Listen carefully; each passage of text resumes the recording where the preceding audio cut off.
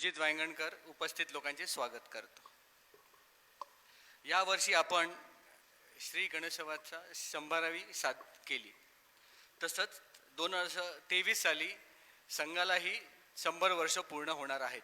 या दोन्ही शताब्दी लक्षात घेऊन आम्ही हा संदर्भ चालू केला आहे. ऑगस्ट 2019 ते जुलै 2020 असं दर महिन्याला एक सत्र अशी या व्याख्यानमालेचा उद्देश आहे. स्थानिक पातळीवर अनेक विषयांचा, जागतिक पातळीवर घटनांचा, नव्या संकल्पनांचा योग्य परिचय व्याख्या संवादातून तुम्हाला करून आणणे हाच या शताब्दी व्याख्यानमालेचा प्राथमिक उद्देश आहे. आजच्या कार्यक्रमात सहभागी झालेले मान्यवरांना मी स्वागत करतो. आमच्या संघाचे उपाध्यक्ष मोने साहेबांना मी विनंती करतो की त्यांनी आजचे आपले मान्यवर निमंत्रित पाहुणे मान्य डॉक्टर सदानंद मोरे यांना मंचावर घेऊन यावे.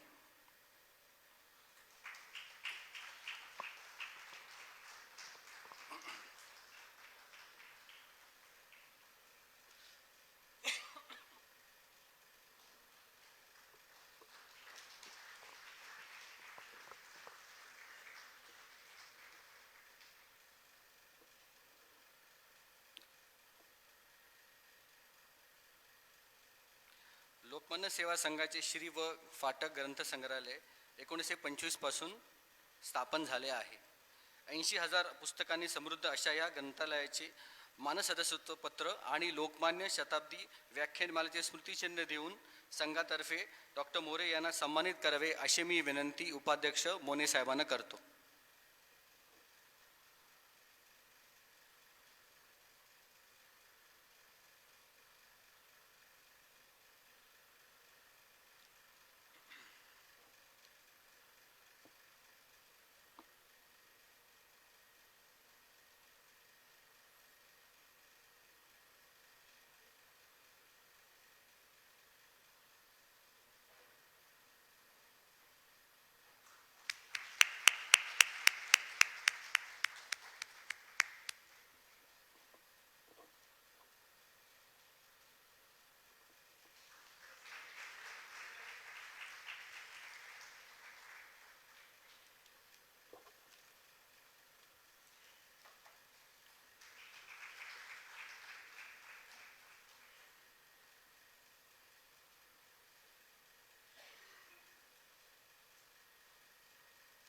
डॉक्टर मोरे, आपले सदस्यत्व हा आमचा ग्रंथालयाचा खरोखरच सन्मान आहे.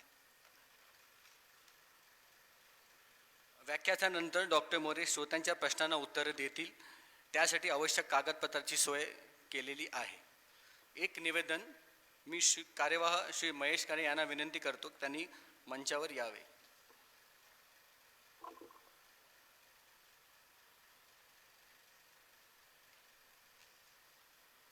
नमस्कार.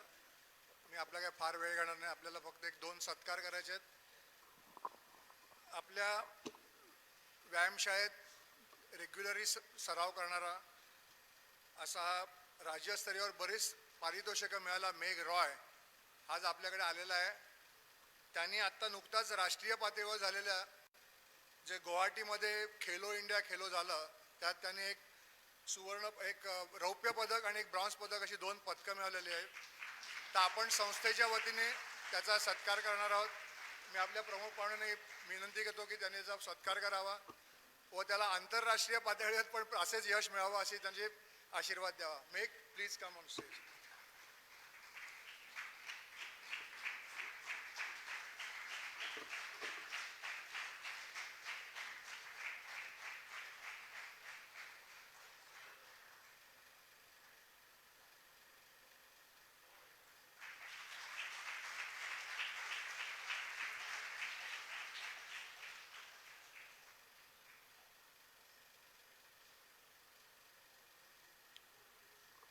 अजून एक मला अशीच घोषणा करायची की आपल्या प्रेक्षागृहात आज सर्वोच्च न्यायालयात सिनियर काउन्सिल म्हणून कार्यरत असलेले, ज्यांचे राम मंदिर खटल्यात फार मोठं योगदान दिलेलं आहे, की ज्याची सर्वोच्च न्यायालयाने पण त्याची प्रशंसा केली आहे, असे श्री नाफाडे आपल्याकडे आलेले आहेत. मी आमचे कार्याध्यक्ष श्री उदय तारदाकर यांना विनंती करतो की त्यांनी पुष्पगुच्छ देऊन त्यांचं स्वागत करावं.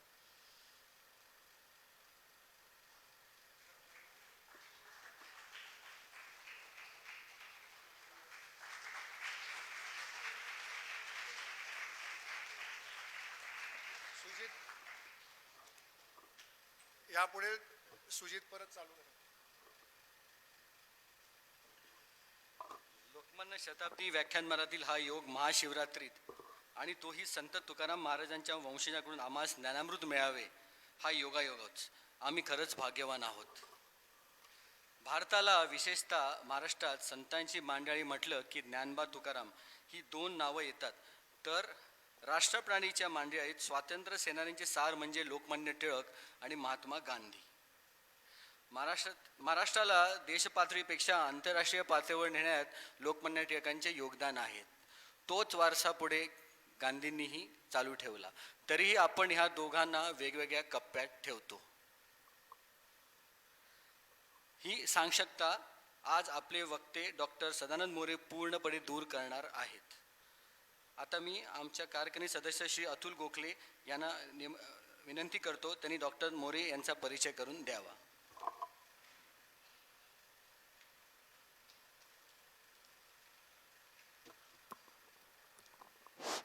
धन्यवाद सुजित.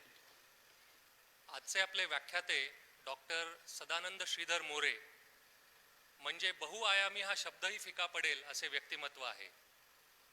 महाराष्ट्राच्या राजकारण, समाजकारण व धर्मकारणाचे अभ्यासक, भाष्यकार, संशोधक, लेखक, कवी, नाटककार, समीक्षक, इतिहास संशोधक, प्रवचनकार, कीर्तनकार आणि विचारवंत असलेले सदानंद मोरे यांचा जन्म संत तुकाराम महाराजांच्या वंशात झाला. देहू येथे 11वी पर्यंतचे शिक्षण पूर्ण केल्यानंतर पुणे येथील SP कॉलेजमधून त्यांनी तत्वज्ञान विषयात MA पदवी संपादन केली. त्यानंतर कॉलेजमध्ये नोकरी करत असताना प्राचीन भारतीय संस्कृती व इतिहास हा विषय घेऊन पुणे विद्यापीठाची दुसरी MA पदवी मिळवली. The Gita a theory of human action या विषयावर संशोधन करून PhD मिळवली. या प्रबंधाला त्या वर्षीचा सर्वोत्कृष्ट प्रबंधाचा गुरुदेव दामले पुरस्कारही मिळाला होता. विद्यापीठीय अनुदानाकडून मिळालेल्या करिअर अवॉर्ड अंतर्गत Krishna the man and his mission या विषयावर त्यांनी पोस्ट डॉक्टरलही केलेलं आहे. याशिवाय अनेक संत साहित्य विषयक आणि सामाजिक ग्रंथांचे लेखन संपादन त्यांच्या हातून झालंय. डॉक्टर सदानंद मोरे यांची अजून एक ओळख म्हणजे कवी. संदर्भाच्या शोधात, बखर, वाळूचे किल्ले हे 3 कविता संग्रह प्रकाशित झालेले आहेत. डॉक्टर सदानंद मोरे अनेकविध पुरस्काराने सन्मानित झालेले आहेत. जसे की तुकाराम दर्शन या ग्रंथासाठी साहित्य अकादमीसह 15 संस्थांचे पुरस्कार, उजळल्या दिशा या नाटकासाठी राज्य शासनासह 10 संस्थांचे पुरस्कार. त्यांच्या कार्याचा एक प्रकारे मानबिंदू ठरले असे म्हणजेच राष्ट्रीय स्वातंत्र्य चळवळीतील नेतृत्व बदल जेव्हा टिळकांकडून गांधीजींकडे झाला, या बदलाला महाराष्ट्र कसा सामोरा गेला याचा पट साप्ताहिक सकाळ या दैनिकातून 2 वर्ष चाललेल्या लेखमालेतून त्यांनी मांडला. हीच लेखमाला पुढे लोकमान्य ते महात्मा या नावाने 2 खंडात ग्रंथरूपाने प्रकाशितही झाली. आज आपल्याशी याच विषयावर संवाद साधण्यासाठी ते टिळक मंदिरात आलेले आहेत. कृपया टाळ्यांच्या गजरात विद्वत्ता प्रचूर डॉक्टर सदानंद मोरे यांचे स्वागत करूया. धन्यवाद.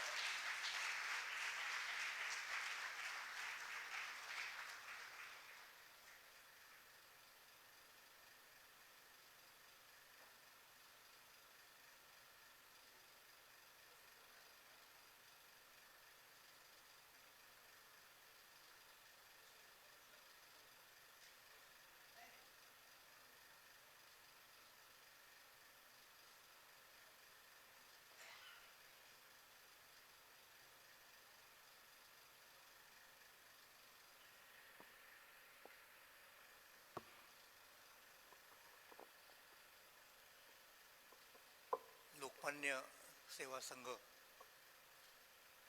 या नामवंत संस्थेचे उपाध्यक्ष आणि आजच्या या कार्यक्रमाचे अध्यक्ष मोने साहेब, सेवा संघाचे सर्व मान्यवर पदाधिकारी आणि उपस्थित बंधू भगिनी, लोकमान्य टिळकांच्या निर्याण शताब्दी निमित्ते आपण जे उपक्रम हाती घेतलेले आहेत त्याच्यामधला एक महत्त्वाचा उपक्रम म्हणजे माझ्यासारख्या अभ्यासकांची व्याख्यानं आयोजित करायची. आपण मला निमंत्रित केलं आणि इथल्या लोकमान्य प्रेमी सुखंदळ श्रोत्यांबरोबर संवाद साधण्याची संधी उपलब्ध करून दिली. त्याबद्दल मी मनापासून आभारी आहे. योगायोगाची गोष्ट अशी आहे की काल, आज आणि उद्या तिन्ही दिवस माझं डी डी सह्याद्री या वाहिनीवर म्हणजे लोकमान्य टिळकांच्यावरची एक मुलाखत, अमृतवेल कार्यक्रम असतो काहीतरी, ती प्रसारित होते. काल झाली, आजही झाली आणि उद्या काहीतरी 11 वाजता वगैरे होईल. कोणाला जर वेळ, कारण यावेळेला वेळ असणं हे फार अवघड आहे. सकाळी 11:30 वाजता कोण घरी असेल, पण समजा चुकून तुमच्यापैकी कोणी जर घरी असेल त्यावेळेला तर जरूर बघावी असं मी म्हणेन. म्हणजे इथे न आलेले काही मुद्दे तिथे तुम्हाला कदाचित ऐकायला वगैरे मिळतील. लोकमान्य सेवा संघामध्ये मी यापूर्वी आलेलो आहे आणि निश्चितपणे मला या गोष्टीबद्दल अतिशय आदर आहे की लोकमान्यांच्या नंतर लोकमान्यांची स्मृती आपण कायम ठेवली पाहिजे. या विचारानं संपूर्ण महाराष्ट्रात अनेक शहरांमध्ये लोक स्वतःहून पुढे आले आणि त्यांनी आपापल्या परीनं लोकमान्यांची स्मृती चिरंतन करण्याचा प्रयत्न केला. तुम्हाला आश्चर्य वाटेल की 1920 आणि 2020 तर 2020मध्ये 100 वर्ष पूर्ण करणाऱ्या काही वाचनालये महाराष्ट्रामध्ये आहेत आणि त्या वाचनालयांची नावं लोकमान्य टिळक वाचनालय असं आहे. 10-5 ठिकाणी तरी महाराष्ट्रात तुम्हाला आढळतील 100 वर्ष पूर्ण. का?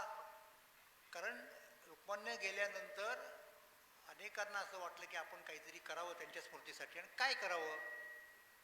तर वाचनालय करणं हे त्यांना फार महत्त्वाचं वाटलं आणि म्हणून त्यांनी वाचनालयाची स्थापना केली. त्याला टिळकांचं नाव दिलं आणि नॅचरली मग आत्ता त्या सगळ्या वाचनालयांना 100 वर्ष पूर्ण होत आहेत. आपल्याकडेही वाचनालय आहे, प्रसिद्ध आहे आणि त्या वाचनालयाचं सदस्यत्व आपण मला दिलं त्याहीबद्दल मी मनापासून आभारी आहे. म्हणजे मी थोडीफार जी काही लोकमान्यांची सेवा केली असेल त्याची पूर्ण पोचपावती मला आज मिळाली असं मला अतिशय समाधानानं आपल्याला सांगावंसं वाटतं.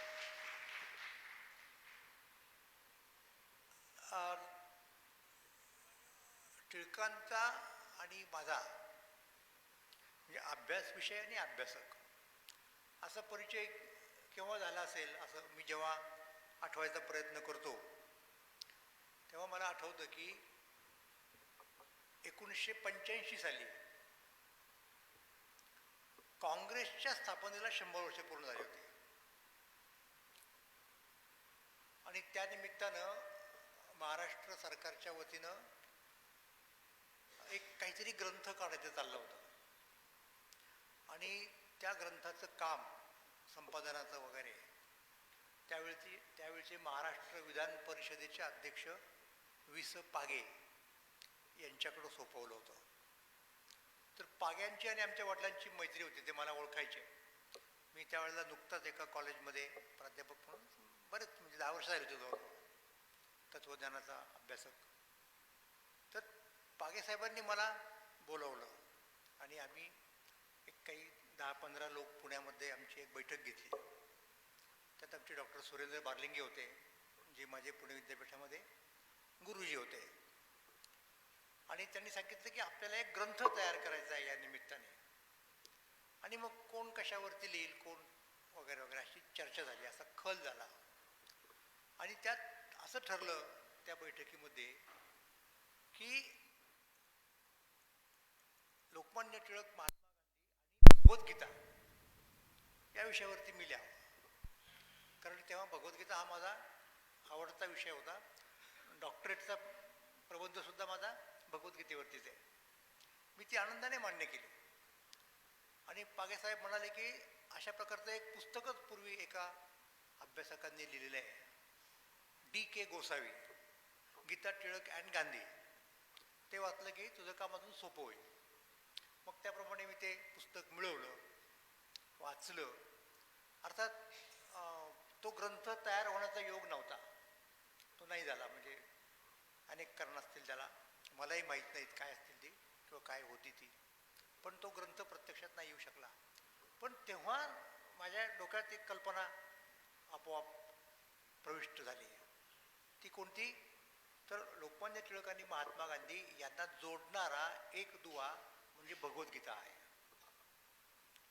आणि त्या अनुषंगाने आपणाला दोघांची तुलना करता येते. आणि तेव्हापासून माझ्या डोक्यात टिळक गांधी, आता तेव्हा with special reference to Bhagavadgita असा मुद्दा होता. हा एक विषय आला आणि मी त्याच्याबद्दल चर्चा करत राहिलो, त्याच्याबद्दल विचार करत राहिलो. आणि हळूहळू मी तुकाराम दर्शन नावाचं एक सदर साप्ताहिक सकाळमध्ये चालवलं होतं. ते 2.5-3 वर्ष सदर चाललं. त्याचं पुढं ग्रंथरूपात तो मिळाला आपल्याला, ते सदर. त्या ग्रंथाला चांगला प्रतिसाद मिळाला, साहित्य अकादमीचं वगैरे अवॉर्ड मिळालं. तर तो ग्रंथ लिहित असताना त्या ग्रंथाचा विषय माझ्या काय होता की महाराष्ट्रानं तुकोबांना काय प्रतिसाद दिला, तुकोबांच्या काळापासून तर आजताक आहेत. असं जर आपण पाहत गेलो तर आपल्या असं लक्षात येतं की तुकोबांचा विलक्षण प्रभाव होता महाराष्ट्रावर. म्हणजे फक्त अध्यात्माचा मुद्दा नाही, या महाराष्ट्राच्या सांस्कृतिक जीवनावर, महाराष्ट्राच्या राजकारणावर, समाजकारणावर. आणि तो प्रभाव आपण जर त्या प्रभावाचा अभ्यास करत गेलो, महाराष्ट्रातल्या प्रतिष्ठित कर्तबगार व्यक्तींनी आणि संस्थांनी तुकोबांना दिलेला प्रतिसाद, एवढाच जर मुद्दा आपण घेत असं पुढे जात राहिलो तर आपल्याला महाराष्ट्राचा एक वेगळाच सांस्कृतिक इतिहास मिळतो, आपल्या हाती लागतो, असं माझ्या लक्षात आलं होतं. आणि त्याप्रमाणे मी ते लिहिलं. आणि तसं झालं खरोखर. म्हणजे एक वेगळा इतिहास आपल्याला मिळाला महाराष्ट्राच्या सांस्कृतिक जीवनाचा.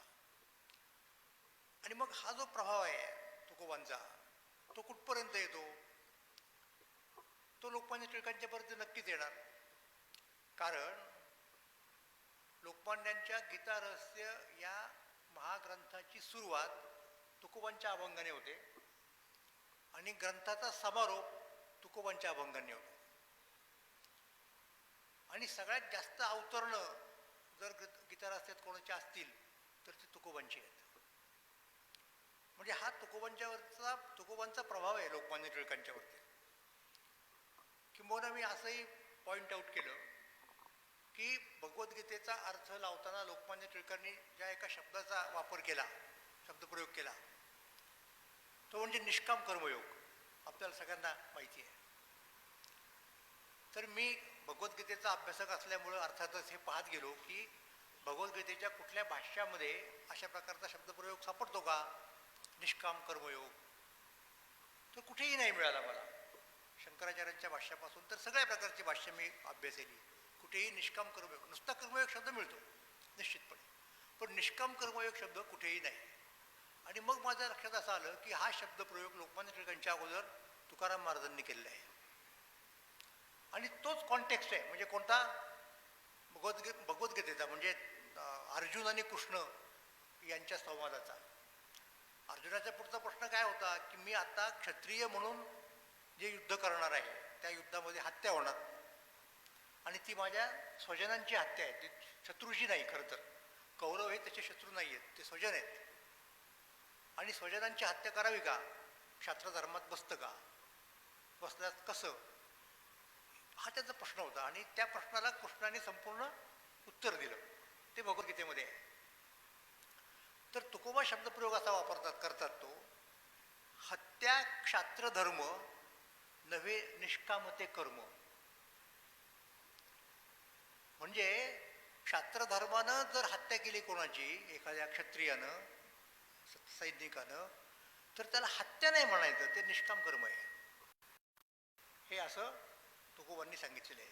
आणि टिळकांनी तो शब्द घेतला आणि निष्काम कर्मयोग असं संपूर्ण भगवद्गीतेच्या तत्त्वज्ञानाचं नामकरण त्यांनी केलेलं आहे, आपल्याला दिसतं. तर हा तुकोबांचा प्रभाव टिळकांच्यावरती आहे आणि एरवी त्यांच्या भाषणांमधनं लेखामधनं तुम्हाला कुठे कुठे दिसेल.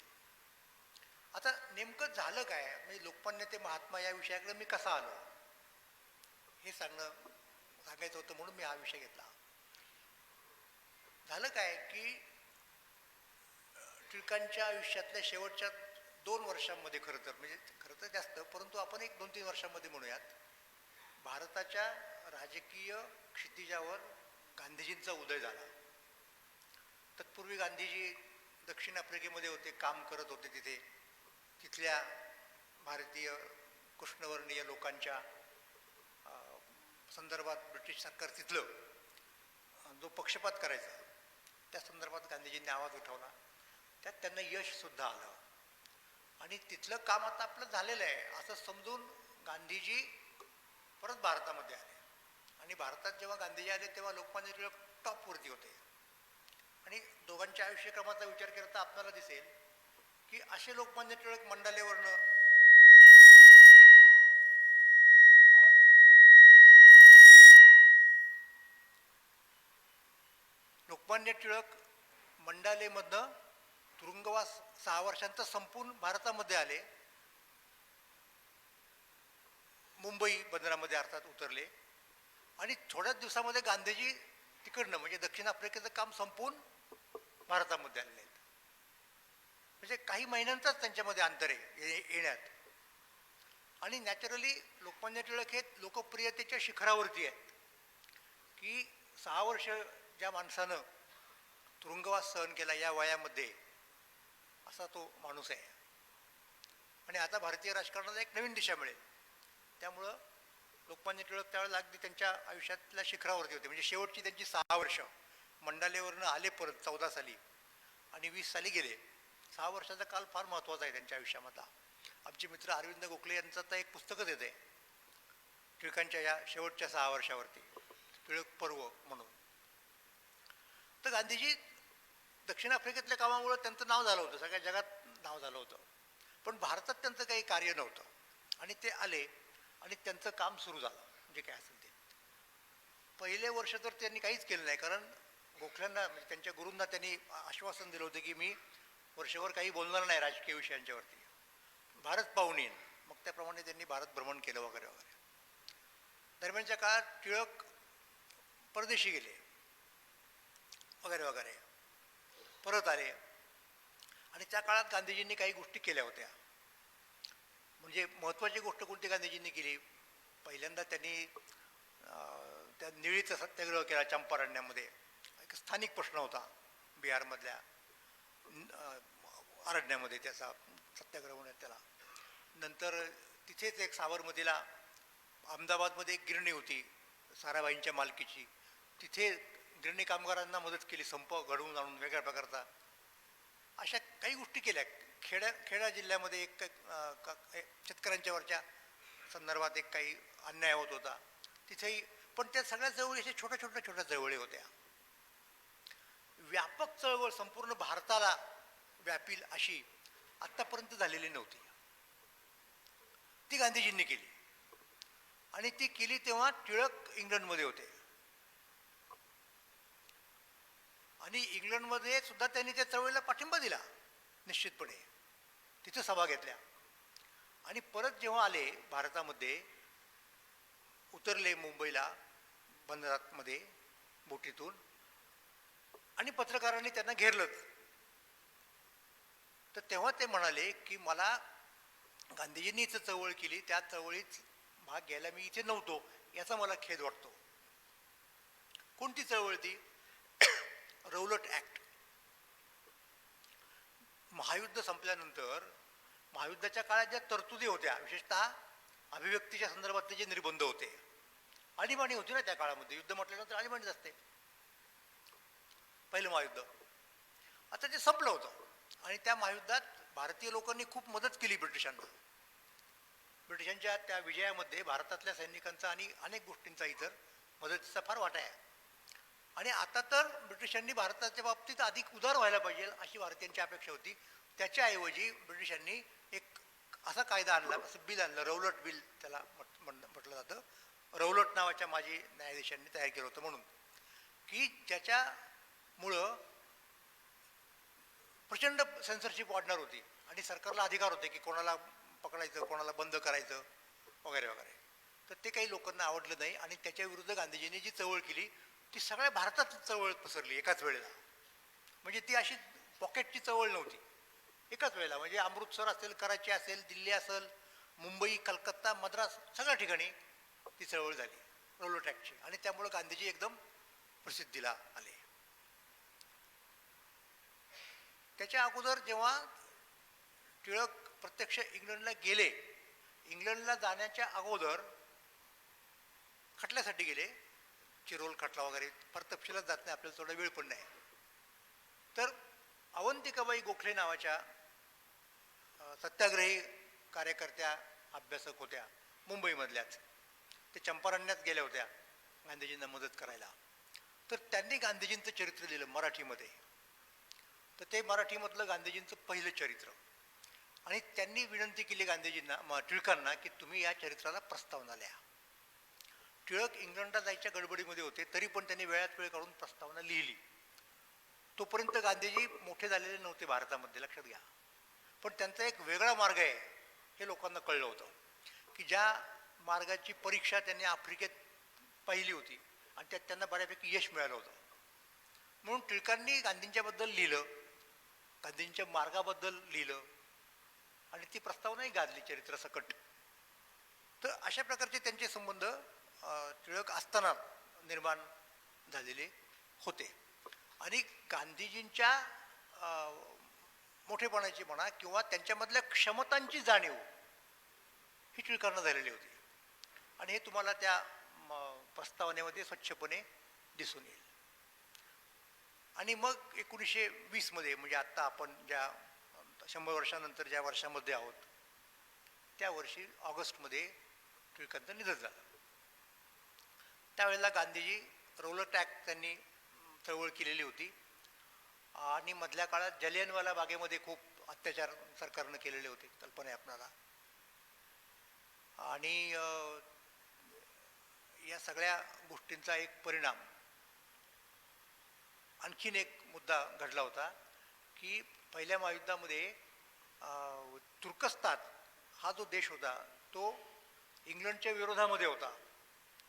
आणि इंग्लंडच्या विरोधक जे लोक होते त्यांचा पराभव झाला आणि या दोस्त राष्ट्रांचा विजय झाला होता. तर त्याचा परिणाम म्हणून तुर्कस्तानचं साम्राज्य नष्ट झालं. तुर्कस्तानचं मोठं साम्राज्य होतं, ऑटोमन साम्राज्य म्हणतात त्याला, ते नष्ट झालं आणि तुर्कस्तान एवढाच उरला. आणि ब्रिटिश सरकारने मग तहबिह करताना दोस्त राष्ट्रांनी म्हणूयात तुर्कस्तानवरती काही निर्बंध घातले. आणि मुख्य म्हणजे तुर्कस्तानचा जो सुलतान असायचा, जो राजा असायचा, बादशाह असायचा, काही म्हणा त्याला, तो त्याच वेळेला सुन्नी इस्लामिक जगताचा धर्मगुरू असायचा मुख्य, त्याला खलिफा म्हणायचे. तर ते खलिफाचं पद रद्दबातल करायचं चालवलं ब्रिटिश सरकारने, दोस्त राष्ट्रांनी. त्यामुळे जगभरचे मुसलमान अस्वस्थ झाले. त्यांनी चळवळी सुरू केल्या आणि भारतातल्या मुसलमानांनी सुद्धा चळवळ केली त्या संदर्भात. त्यावेळेला बॅरिस्टर जिना, शौकत अली आणि मोहम्मद अली हे दोन बंधू हे असे जोरात होते. आणखीनही काही होते लोक, परत तपशील सांगत नाही मी. तर या खिलाफतीच्या चळवळीला पाठिंबा देणाऱ्यांच्यामध्ये टिळक पण होते आणि गांधीजी पण होते. त्यामुळं एक तर 1916 मध्ये मुसलमानांच्या बरोबर पॅक्ट केला, त्यांनी करार केला मुस्लिम लीग बरोबर. जिना त्यावेळेला प्रतिनिधी होते मुस्लिम लीगचे मुख्य, आणि त्यांना पुष्कळ जागा देऊ केल्या, सीट्स देऊ केली कौन्सिलमधली टिळकांनी, आणि तो करार झाला. त्यावेळेला गांधीजींचं एवढं महत्त्व नव्हतं राजकारणामध्ये, लखनौ काँग्रेसची गोष्ट आहे ती. आणि नंतर ही खिलाफतीची आली गोष्ट पुढे, तर टिळकांनी पाठिंबा दिला, गांधीजींनी पाठिंबा दिला. मधल्या काळात टिळक कालवश झाले. आणि मधल्या काळामध्ये आणखीन जर काही गोष्ट घडली असेल तर हळूहळू महात्मा गांधी हे त्या खिलाफतीच्या चळवळीचे नेतेच झाले. म्हणजे असं जगाच्या पाठीवर कधी झालेलं नाही की मुसलमानांनी गैरमुसलमान माणसाचं नेतृत्व स्वीकारलेलं आहे. हा चमत्कारच म्हणायचा की ते स्वतःहून गांधीजींच्याकडे आले आणि म्हणाले की या खिलाफतीच्या चळवळीचं नेतृत्व तुम्ही करा. गांधीजी म्हणाले मला कशा कळला, माझा मार्ग वेगळा आहे. म्हणजे मुसलमानांच्या इतिहासामध्ये आपण बघतो की हिंसात्मक मार्ग काही वर्ज वगैरे नाही त्यांना. गांधीजी म्हटले मी अहिंसक मार्गाने चालणारा मनुष्य आहे, त्यामुळे मी कसा काय त्याचा नेता होऊ. नाही म्हटले तुम्ही आम्हाला पाहिजे. तर गांधी म्हटले मी सांगत तो त्या पद्धतीने जर तुम्ही चळवळ करणार असाल म्हणजे अहिंसक मार्गाने तरच मी तुमचा नेता होईल. आणि त्यांनी मान्य केलं आणि काही दिवस खरोखर चळवळ अहिंसक मार्गाने चालली पूर्णपणे. हे देशातल्या इतिहासामधलं एक आश्चर्यकारक पर्व आहे की सगळे मुसलमान गांधीजींच्या नेतृत्वाखाली खिलाफतीची चळवळ करतात वगैरे वगैरे. त्याच्यात अनेक तपशील आहेत. मग ते गांधींनी बरोबर केलं का, अजय टिळकांनी बरोबर केलं का, मुळात लखनौ करार योग्य होता का, 30 पाकिस्तानची बीज आहेत का, अशी चर्चा लोक करत आलेले आहेत. आणि हिंदुत्ववाद्यांमध्ये एक गट आहे जो टिळकांना सुद्धा क्षमा करायला तयार नसतो त्या बाबतीमध्ये. पण तो वेगळा मुद्दा, आपल्याला त्या ह्याच्यात जायचं नाही. फक्त एक सांगितलं तुम्हाला मी. तर ह्या दोघांचं असं राजकारण चाललं होतं. आता मुद्दा कुठे आला या सगळ्या राजकारणामध्ये की अमृतसरला 1919 साली काँग्रेस भरली. त्याच्यामध्ये टिळक पण होते आणि गांधीजी पण होते. आणि तोपर्यंत गांधीजींना बऱ्यापैकी नाव मिळालं होतं. आणि त्या काँग्रेसमध्ये एक महत्त्वाच्या गोष्टीची चर्चा झाली. ती कोणती गोष्ट, तर ब्रिटिश सरकारने नुकतीच घोषणा केली होती. कोणती घोषणा, तर मॉन्टेग्यू चेम्सफोर्ड सुधारणा लागू करायची. म्हणजे अधिक हक्क दिले. पूर्वी दिले होते एकदा मोर्ले मिंटो सुधारणांच्या माध्यमातून. आता मॉन्टेग्यू चेम्सफोर्डच्या कायद्याप्रमाणे आणखीन हक्क मिळणार होते, राजकीय हक्क मुख्यत्वे करून. तर त्या संदर्भात भारतीय लोकांचा प्रतिसाद कसा असला पाहिजे असा तो चर्चेचा विषय होता. आणि त्या संदर्भात ब्रिटिश सरकारचे आभार मानणारा एक ठराव येत होता. आणि ठरावाचं ड्राफ्टिंग वगैरे करण्यात लोकमान्य टिळक आघाडीवर येत होते निश्चितपणे. तर तिथे असा वाद झाला. काय वाद झाला की गांधीजींचं म्हणणं काय होतं की हा जो ठराव आहे आभार प्रदर्शनाचा, आता आभार प्रदर्शन जर करायचं असेल तर ते हातचं राखून न ठेवता करायला पाहिजे, त्यात कंडिशन नको. तर लोकमान्य टिळकांचं म्हणणं वेगळं होतं की त्यांनी आपल्याला जेवढं देऊ केले तेवढ्याच प्रपोर्शनमध्ये आपला आभार पाहिजे, असा तो वादाचा मुद्दा होता. आणि या वादामध्ये दोघांनीही भगवद्गीतेचा आधार घेतला नंतर. आणि त्यातनं एक अशी फ्रेम तयार झाली मांडणीची. आणि ती नंतर कित्येक वर्ष चालली. काय फ्रेम होती, भगवद्गीतेच्या तत्त्वज्ञानानुसार टिळकांचा असा निष्कर्ष होता की शठम प्रति शाठ्यम, आपल्याशी जो जसा वागतो तसाच व्यवहार आपण त्याच्याशी केला पाहिजे. तो प्रामाणिक असेल तर आपण प्रामाणिक, तो लबाड वागला तर आपण लबाड, असं थोडक्यात त्याचा अर्थ शठम प्रति शाठ्यम. तर गांधीजींनी असा मुद्दा मांडला की तसं नाही करायचं, शठम प्रति अपि सत्यम, असं गांधीजींचे विचार.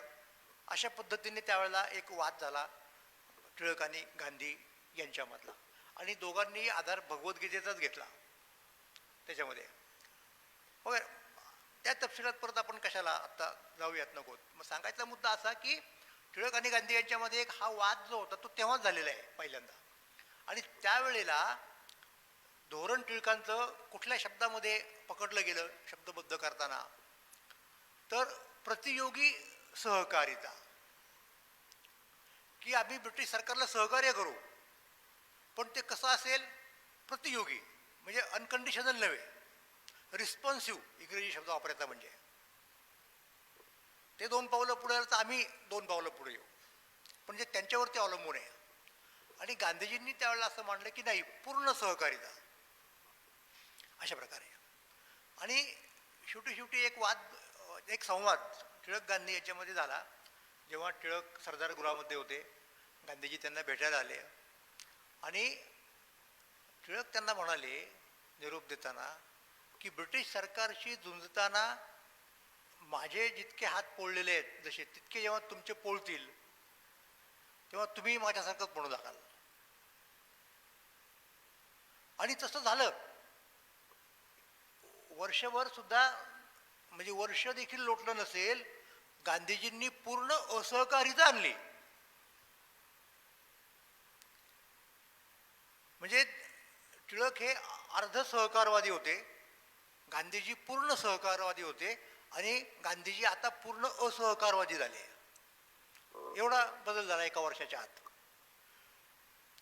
तर असा तो टिळक आणि गांधी यांचा संबंध टिळक असतानाच्या काळात जेवढा टिळक आणि गांधी एक एक एक समकालीन होते तेवढं आलेलं आहे.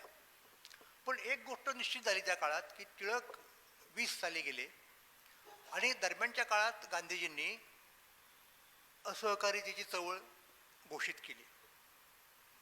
आणि त्याच वेळेला हा मुद्दा महत्त्वाचा आहे, त्याच वेळेला लक्षात घ्या, नव्या मॉन्टेग्यू चेम्सफोर्ड कायद्याप्रमाणे भारतामध्ये निवडणुका होणार होत्या, घोषित झाल्या होत्या की किती मतदारसंघ, कुठल्या मतदारसंघात कोणासाठी राखून ठेवला वगैरे वगैरे. ती प्रक्रिया सुरू झाली होती. आणि ही प्रक्रिया सुरू झाल्यानंतर भारतभर काय हे झालं असेल सुरू विचार मंथन की आता कोणत्या जागेवरती कोणाला उभं करायचं. जाण्यापूर्वी टिळकांनी त्यांच्या स्वतःच्या पक्षाचा स्वतःचा एक जाहीरनामा तयार केला होता, कारण मावळांचं आणि त्यांचं जमणं शक्यच नव्हतं तेव्हा सुद्धा. आता अशा पार्श्वभूमीवरती गांधीजींनी सांगितलं की असहकारिता आणि असहकारितेमधलं एक महत्त्वाचं कलम म्हणजे निवडणुकांच्या वरती बहिष्कार. ब्रिटिश सरकारचं राज्ययंत्र आहे, ते राज्ययंत्र चालू नये यासाठी आपण असहकार करायचा सरकारशी.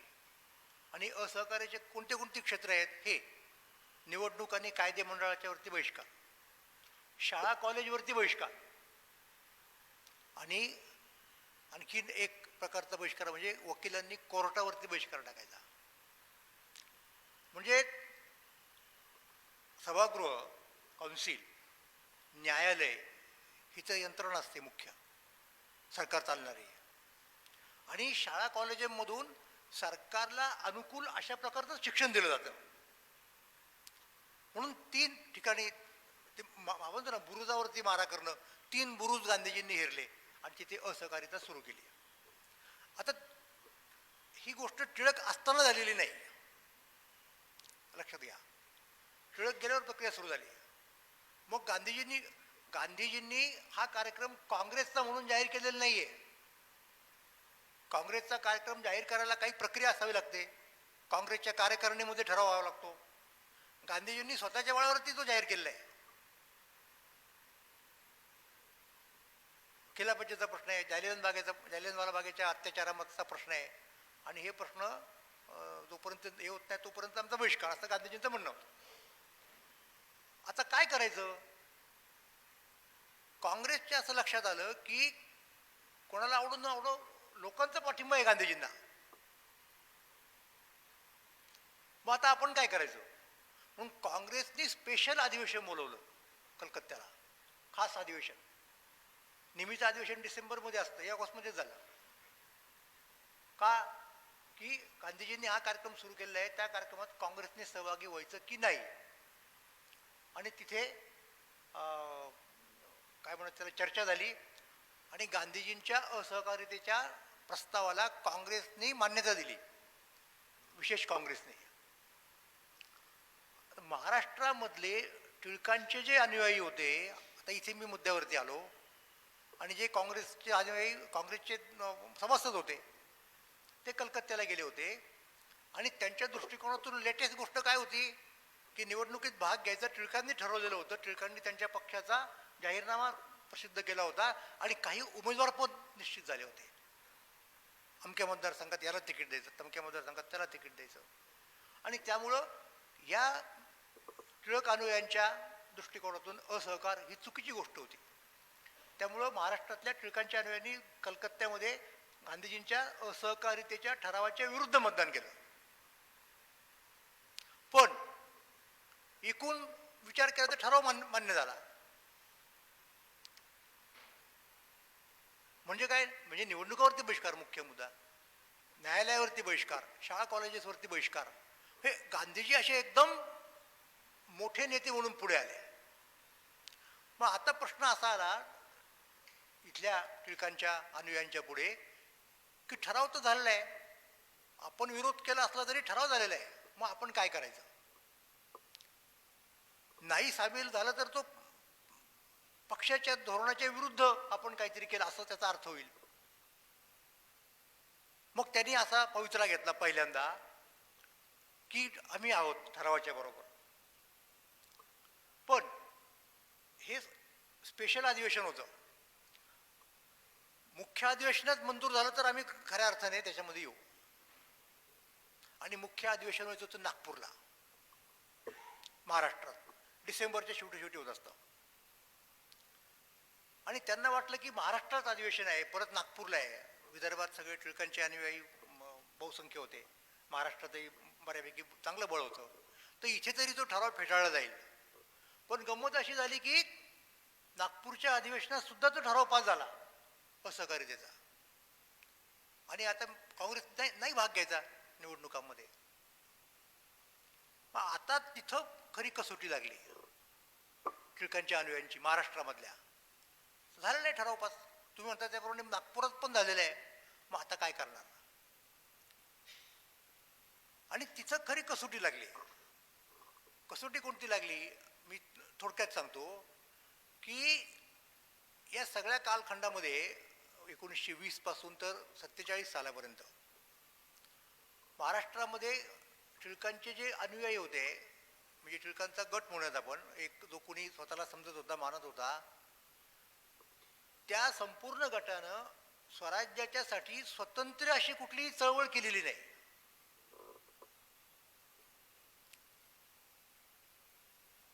ज्या काही चळवळी झाल्या त्या गांधीजींनी केलेल्या. यांनी फक्त गांधींच्या चळवळीत सहभागी व्हायचं की नाही एवढ्यापुरतेच मर्यादित राहिले. म्हणजे इनिशिएटिव्ह म्हणतो आपण ज्याला, तो त्यांनी घेतला नाही. मग पर्याय कोणते खुले झाले, राहिले शिल्लक? एक तर गांधीजींच्या या मुवमेंटमध्ये, चळवळीमध्ये सहभागी व्हायचं पूर्णपणे, किंवा आपली एक चळवळ स्वतंत्र उभी करायची त्याला पर्याय म्हणून. तसं न करता, म्हणजे दोन्ही गोष्टी न करता ते त्या चळवळीमधले दोष दाखवत वगैरे वगैरे वगैरे ते त्यांचं राजकारण असं मर्यादित झालं. म्हणजे टिळकांच्या पश्चात टिळकांच्या गटाला योग्य नेतृत्व मिळालं नाही.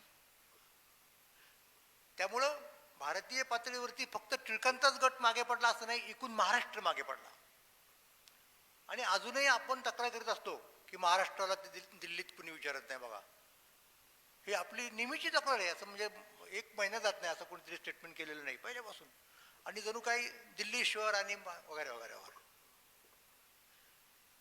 तर प्रत्यक्षात वस्तुस्थिती अशी आहे की एकतर तुम्ही पूर्ण मनापासून सहभागी व्हायला पाहिजे किंवा मग पूर्ण विरोध करायला पाहिजे. हे दोन्ही पर्याय म्हणजे धड विरोध पण नाही आणि धड पाठिंबा पण नाही. त्याला इंग्रजीत एक शब्द आहे, लुकवाम असा शब्द आहे. तर असा कोमट पाठिंबा किंवा कोमट विरोध, काही म्हणा, पाठिंबा कोमट, विरोधही कोमट. त्यामुळं या मंडळींची जी राजकीय पत होती, टिळक असताना जो एक दबदबा, एक दरारा, एक वजन, दिवसेंदिवस कमी होत गेले असा इतिहास सांगतो. आणि म्हणजेच काय झालं, हे सगळं मी आत्ता जे वर्णन केलं की टिळकांच्याकडनं गांधींकडं देशाचं नेतृत्व गेलं. हे नेतृत्वांतर किंवा पुढारी पालट असा शब्द प्रयोग केलेला आहे मी. आणि त्या संघर्षामध्ये महाराष्ट्राची खूप एनर्जी वाया गेली. आणि त्या संघर्षाचा परिणाम महाराष्ट्रातल्या सामाजिक जीवनामधल्या प्रत्येक गोष्टीवरती झाला, वैयक्तिक जीवनावर सुद्धा झाला. म्हणजे कसं, तुम्हाला आश्चर्य वाटेल, वैयक्तिक गोष्टी कोणत्या? म्हणजे खाणं पिणं, वस्त्र प्रावरणं, हे अत्यंत खाजगी गोष्टी आहेत ना, पण त्याच्यावर सुद्धा परिणाम झाला. आणि त्याच्यामुळे महाराष्ट्राचा एक काय म्हणत त्याला त्यानंतरचा जो इतिहास आहे महाराष्ट्राचा, महाराष्ट्राच्या जडणघडणीचा, तो या संघर्षाचा इतिहास आहे. तो इतिहास ही प्रक्रिया जी सगळी घडली तो लोकमान्य ते महात्मा या ग्रंथामध्ये कॅप्चर करण्याचा प्रयत्न केला आहे की काय नेमकं घडलं, कसं घडलं. आता हे तुम्हाला सांगितलं ना, तुम्हाला खाण्यापिण्याचा काय संबंध, बरोबर आहे ना, कपडा लत्त्याचा काय संबंध होतं ना. म्हणजे गांधीजींचा तो माहिती आहे तुम्हाला, त्यांचा जीवनक्रम, त्यांचं एक वेगळेपण, सगळं जे काय असेल ते, तर ते खजूर खाणार, शेळीचं दूध पिणार. मग इथले गांधीवादी कार्यकर्ते सुद्धा त्या बाबतीत त्यांचं अनुकरण करायला लागले. मग तो यांच्या चेष्टेचा विषय झाला. म्हणजे ती चेष्टा अतिशय चांगल्या पद्धतीने तुम्हाला पुलंच्या नाटकात दिसेल, तुझ्या आहे तुझं पाशीमध्ये. तर त्यावेळेला आपल्याकडे एक खट्याळ वक्ते होते, भालाकार बोपटकर, ते टिळकांचे पक्के विरोधक. ते काय माफ करा, गांधीजींचे पक्के विरोधक. मग ते गांधीजींच्या प्रत्येक स्लोगनला आपली एक प्रतिस्लोगन, प्रतिघोषणा तयार करायचे, प्रतिघोषवाक्य. गांधींचे अनुयायी काय म्हणायचे, लेंगे स्वराज्य लेंगे, चरखा चला चला के. तर त्याच्यावरती भोपटकर काय म्हणाले की लेंगे स्वराज्य लेंगे कसे, खारका चबा चबा के. म्हणजे खारीक म्हणजे पौष्टिक आहे. आणि त्यांचं म्हणणं असं आहे की हा दुर्बळांचा मार्ग आहे, अहिंसेचा मार्ग. म्हणजे चरखा चालवून कुठे स्वराज्य मिळणार आहे का, त्यासाठी ताकद संपादन केली पाहिजे. ती कशी मिळणार, तर त्याचं प्रतीक म्हणजे खारका. म्हणजे इन अ वे हा खजूर विरुद्ध खारका. म्हणजे आता हा काय कॉन्फ्लिक्ट आहे का, मला तुम्ही सांगा ना. खजुराचीच पुढे खारीक होती ना,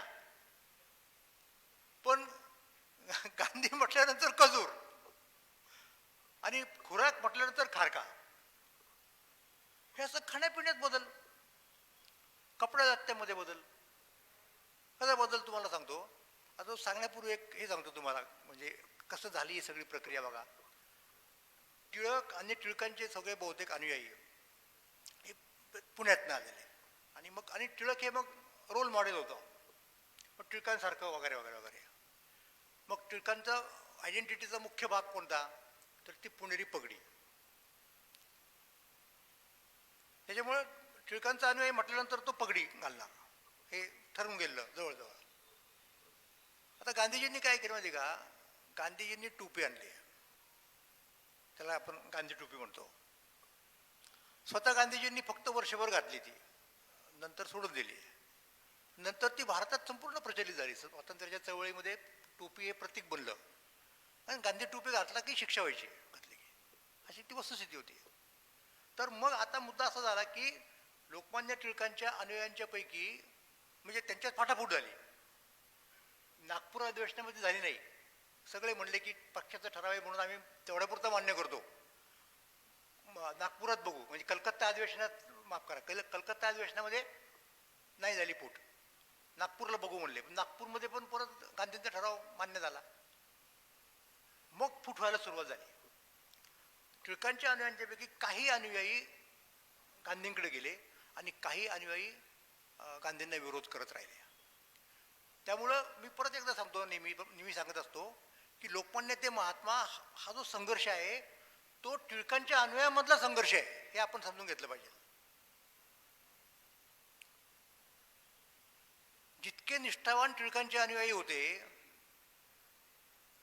तितकेच टिळकांच्यावरती निष्ठा असणारे लोक त्यांना पटलं म्हणून गांधीजींच्याकडे गेले. आणि असे दोन तट निर्माण झाले टिळकांच्याच अनुयायांमध्ये. म्हणजे अगदी थोडक्यात सांगायचं म्हणजे नरसिंह चिंतामण केळकर जे टिळकांचे वारसदार ठरले केसरी वर्तमानपत्राच्या त्यांच्या मालकीमुळं, हे मुख्य बॅप्टिस्टा टिळकांचे अनुयायी होते. मुंबईमधले जोसेफ बॅप्टिस्टा बॅरिस्टर होते.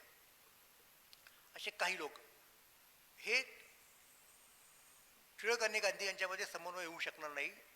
टिळकांचं राजकारण वेगळं, गांधीजींचं वेगळं, किंबहुना त्यांच्यात परस्पर विरोध आहे म्हणून गांधीजींना विरोध करत राहिले. पण त्याचबरोबर फार मोठ्या काय म्हणतात त्याला क्षमतेचे टिळक अनुयायी केळकरांच्या बरोबर असलेले मुळात त्यांच्याशी म्हणजे त्यांच्याप्रमाणेच केसरीचे संपादक राहिलेले खाडीलकर, कृष्णाजी प्रभाकर खाडीलकर, टिळकांशी जवळजवळ समतुल्य असणारे त्या काळात शिवरामपंत परांजपे, टिळकांना सुद्धा वयाने थोडे वडील असणारे पण टिळकांचे सहकारी, ज्येष्ठ सहकारी वासुकाका जोशी, नागपूरचे अमरावतीचे वगैरे वीर वामनराव जोशी, बेळगावचे गंगाधरराव देशपांडे, ही मातब्बर मंडळी गांधींकडे गेली. म्हणजे त्यांना काही टिळकांचा द्रोही समजायचं का आपण? चर्चा झाली तशी लोकांची की गुरुद्रोह केला म्हणून त्यांनी. तसं नाहीये, त्यांना एक मनोमन पटलं होतं. काय पटलं होतं? मुख्य मुद्दा काय होता त्याच्या दृष्टिकोनातून? की आपल्याला स्वराज्य मिळवायचं आहे. स्वराज्य मिळवायचं हा मुख्य जर मुद्दा असेल तर ते टिळकांच्या मार्गाने मिळत असेल तर टिळकांच्या मार्गाने, गांधींच्या मिळत असेल तर गांधींच्या मार्गाने. कारण मुळात टिळकांच्या तत्वज्ञानाचा हा भागच आहे, साधना नाम अनेकता. टिळकांनी हिंदू धर्माची जी व्याख्या केली ना, तीच त्यांच्या राजकारणाची सुद्धा व्याख्या आहे खरं तर. त्याच्यामध्ये एक कलम हे आहे की साधना नाम अनेकता, की द्वैती आहेत, अद्वैती आहेत, भक्ती आहे, ज्ञान आहे, कर्म आहे, ईश्वरापर्यंत जाण्याचे अनेक मार्ग आहेत. साधना नाम अनेकता. तसं राष्ट्राला स्वातंत्र्य करण्याचे अनेक मार्ग असू शकतात.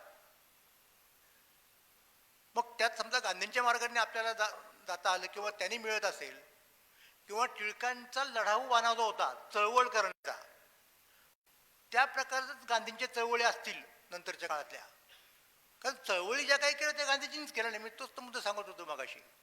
यांनी स्वतंत्र अशी चळवळ केलीच नाही. मग लोक कोणाच्या मागे जाणार? साहजिकपणे म्हणजे चळवळ चुकीची की बरोबर हे नंतर ठरतं. आणखीन चळवळ तर सुरू आहे ना, कुणीतरी तो प्रश्न घेऊन तयार होत आहे. मग कुठल्या मार्गाने तयार होत आहे हा वेगळा मुद्दा आहे. मोर्चा काढतंय की सभा घेतंय की उपोषण करतंय, पण काहीतरी करताय. तसं हे काही करायला तयार नव्हते. हा मुद्दा, त्याच्यामुळं प्रॉब्लेम झाले. तर मग ही जी मंडळी आहेत, अमरावतीचे दादासाहेब खापर्डे, जबरदस्त माणूस, ते पूर्णपणे गांधीजींच्या विरोधात. तर टिळकांच्या अनुयायांमध्ये दोन गट पडले. एक गांधींकडे जाणारा गेलेला गट, गांधींचं नेतृत्व स्वीकारून, आणि एक गांधींना विरोध करत राहिलेला गट. काही लोक असे होते की कधी टिळकांच्या बाजूला, कधी गांधींच्या बाजूला. टिळकांच्या म्हणजे त्यांनी ठरवलेल्या टिळकांच्या विचारांच्या बाजूला. आपले हे नागपूरचे आणे, माधव श्रीहरी, त्याचा बापू आणे म्हणतात त्यांना, तर ते कधी इकडे जायचे कधी तिकडे जायचे. त्यामुळं दोन्हीकडच्या लोकांच्या टीकेला ते पात्र व्हायचे. तर असा तो अंतर्गत संघर्ष झाला. हे जे लोक होते ते बाहेरचे लोक नव्हते कुणी, टिळकांच्याच अनुयायांच्या मधल्या लोकांचे हे दोन गट पडले. आणि मग त्यांच्यातनं हे निर्माण झालं सगळं. मी मगाशी म्हणालो की हा खाण्यापिण्याचा मुद्दा आला. मग आता दुसरा मुद्दा कोणता? मी सांगितलं की वस्त्र प्रावरणाचा मुद्दा. पगडी हे टिळकांच्या विचारांचं प्रतीक झालं, आणि हे टोपी हे गांधींच्या विचारांचं प्रतीक. तर पूर्ण गांधीवादी व्हायचं असेल तर टोपी घातली पाहिजे. म्हणून खाडीलकरांनी पगडी काढली, टोपी घातली. वासुकाका जोशींनी, शिवरामपंत परांजपेंनी, या सगळ्या लोकांनी टोप्या घालायला सुरुवात केली. त्यामुळं पगडीवाले जे होते राहिलेले त्यांनी यांची टिंगल करायला सुरुवात केली. कपडे म्हणजे पेहराव बदलला, खादी आली. आता टिळकांचा खादीला विरोध असं काहीच कारण नव्हतं. टिळक तर स्वदेशीचे कट्टर पुरस्कर्ते होते. त्याच्यावरनं तर भांडणं झाली काँग्रेसमध्ये जहालमावाळ लोकांची, विदेशी मालावरती बहिष्कार. हा कुणी चालू ठेवला पुढे टिळकांच्या पश्चात? हा गांधीजींनी चालू ठेवला. तर तो पगडी आणि टोपी यांच्यातला तो संघर्ष सुरू झाला. मग पगडी म्हणजे कशा कशाचं प्रतीक? मुत्सद्देगिरीचं प्रतीक. मग टिळकांची पगडी, मग नाना फडणवीसांची पगडी, हे असं ते लोक त्यावेळेला म्हणायला लागले. आणि यांची टोपी म्हणजे काय? पण गंमत अशी झाली माहिती का, की टोपीचा एक तुम्हाला फायदा सांगतो. एकतर टोपी स्वस्त आहे पूर्णपणे, पगडी ही गोष्ट फार अवघड आहे, महाग प्रचंड प्रमाणामध्ये. तुलना केली तर तुमच्या लक्षात येईल. दुसरी महत्वाची गोष्ट अशी माहिती का, की गांधींच्या चळवळीचं एक वैशिष्ट्य आहे. पगडी तुम्ही घातली ना, हे आत्ता लोकांना कळणार नाही या गोष्टी, कारण आता कुणीच पगडी घालत नाही. पगडी ही जातनिहाय असायची. पगडी घातली की तुमची जात कोणती हे कळायचं. तुम्ही ब्राह्मण आहात का कायस्थ आहात का पठारे प्रभू आहात का मराठा आहात हे कळायचं ना. टोपी घातली की तुमची जात गेली किंवा मग बोडकं राहायला पाहिजे, हे दुसरा पर्याय. त्यामुळे तुम्ही पहा, कम्युनिस्ट पक्ष सोडला तर सगळ्या पक्षांच्या टोप्या होत्या पूर्वी, सगळ्या पक्षांच्या टोप्या होत्या. सोशलिस्ट पक्षाची टोपी होती, प्रजा समाजवाद्यांची, शेतकरी कामकरी पक्षाची टोपी होती, रिपब्लिकन पक्षाची टोपी होती, काँग्रेसची तर होतीच होती, हिंदू महासभेची टोपी होती, जनसंघाची किंवा भाजपची टोपी नसली तरी संघाची टोपी ही त्यांची समजायची म्हणून ती होती. सगळे ही टोपी कुणी आणली मुळात पहिल्यांदा, तर ती ह्या गांधींच्या याच्यामुळे टोपी आली. तर आता प्रश्न असा निर्माण झाला की हे जे लोक टिळकांच्याकडनं गांधींकडे आले, त्यांनी गांधींचा विचार मनोमन स्वीकारला, त्याप्रमाणे ते वागायला लागले, चळवळीत भाग घ्यायला लागले, भाषणं करायला लागले. पण त्यांना कोणीतरी सांगायचं किंवा त्यांनाच मनातून वाटायचं की अरे जोपर्यंत आपण टोपी घालत नाही तोपर्यंत आपल्याला गांधींचे पूर्ण अनुयायी असं कोणी म्हणणार नाही. मग गंगाधरराव देशपांडे बेळगावचे, त्यांची तुम्हाला गोष्ट सांगतो, त्यांचे आत्मचरित्र आहे, त्यांनी लिहिलेलं आहे की बेळगावात मी सभा घ्यायला लागलो. एक दिवशी सभा ठरली मारुतीच्या मंदिरात, आणि मी असं ठरवलं की नाही आज टोपी घालायचीच. मग आणली टोपी म्हणले, आणि आता त्यांच्या त्या मारुतीच्या मंदिरापासून घर जवळच आहे देशपांड्यांचं. मग म्हणले आता घरातल्या घरात जरा टोपीची प्रॅक्टिस करून पाहू. म्हणून त्याने ती टोपी घातली, आरशात पाहिलं, इकडे तिकडे फेऱ्या मारल्या. मग आता सभेची वेळ झाली, आता म्हणलं निघूयात सभेला जायला. घरापासून तर सभास्थानापर्यंत टोपी खिशात घातली, रस्त्यातून कोणीतरी काहीतरी म्हणून. आणि सभा सुरू झाल्यानंतर गंगाधरराव देशपांडेंचं नाव पुकारलं गेलं की आता गंगाधरराव बोलतील, कर्नाटक सिंह नंतर त्यांचं नाव पडलं. टिळकांचे फार मोठे अनुयायी. गंगाधररावांनी पटकन खिशातून टोपी काढली आणि डोक्यात घातली आणि पुढे असे उभे राहिले. सुरुवातीला लोकांनी ओळखलंच नाही गंगाधरराव, आणि बोलायला लागले. बघा, तर हा जो संघर्ष आहे तो असा लोकमान्य टिळकांच्या अनुयायांच्या मधला अंतर्गत संघर्ष आहे. कारण मी तुम्हाला परत सांगतो, हे कधी सुरू झालं प्रकरण? टिळकांच्या मृत्यूनंतर प्रकरण सुरू झालं. त्यावेळेला कोण लोक होते महाराष्ट्रामध्ये काँग्रेसमध्ये? संपूर्ण बहुजन समाज काँग्रेसपासून फटकून होता. का? त्यांना असं वाटायचं की काँग्रेसचं नेतृत्व हे ब्राह्मणांचं नेतृत्व आहे, आणि स्वराज्य मिळालं तर ते ब्राह्मणांचं राज्य होईल, म्हणजे परत पेशवे होईल, अशी त्यांची भीती होती. त्यामुळे सगळे लोक विरोधामध्ये होते. हे नंतर 1930 नंतर यायला सुरुवात झाली काँग्रेसमध्ये.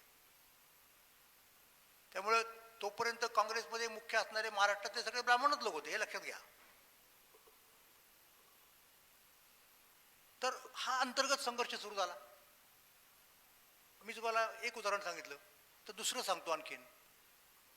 त्या काळामधल्या महिला महाराष्ट्रामधल्या 9 वारी पातळ सगळ्यांचं असायचं, त्याला लुगडं म्हणायचे.